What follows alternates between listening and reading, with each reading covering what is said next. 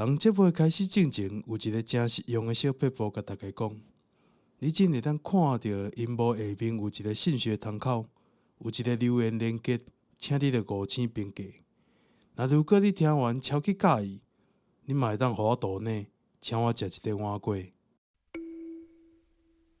所会讲的，从 Podcast。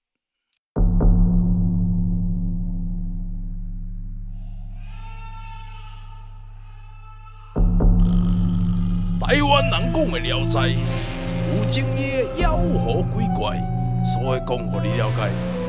本节目的由松 Podcast 独立制作。第12讲，第25篇，歌报。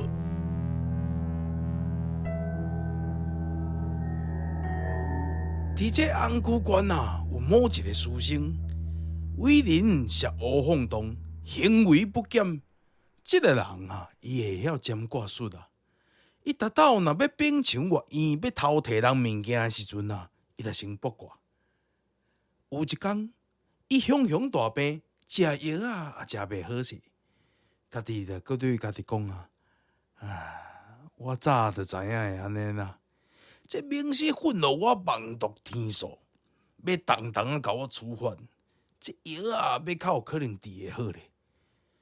无偌久，这个书生啊，目睭就青迷，两只手啊，无缘无故嘛拗断啊。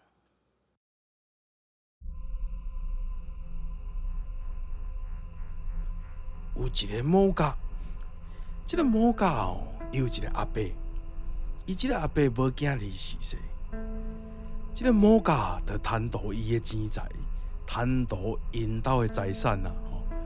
讲愿意做伊的囝事，伊即个阿伯死了后啊，某家就侵吞了所有的财产，毋过赔去了情月。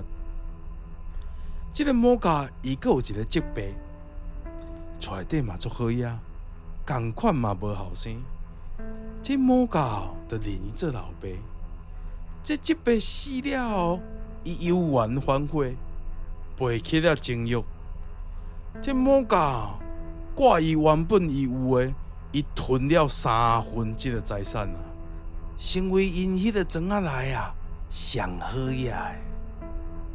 有一日啊，伊雄雄破病啊，像笑的共款啊，家己对家己讲话啊，当遐咧 self talking 啊，咧讲啊，你想要占有遮尔济财产，你阁想要活吗？这随后啊，摕这刀啊。就对家己身躯顶当遐咧刮啦，啊一片一片切落来肉，弹动涂骹啦。又搁讲啊，你断绝人的后代，你家己阁想要有后吗？煞来就破开这个腹肚，肠啊流出来，就一命呜呼哀哉啊！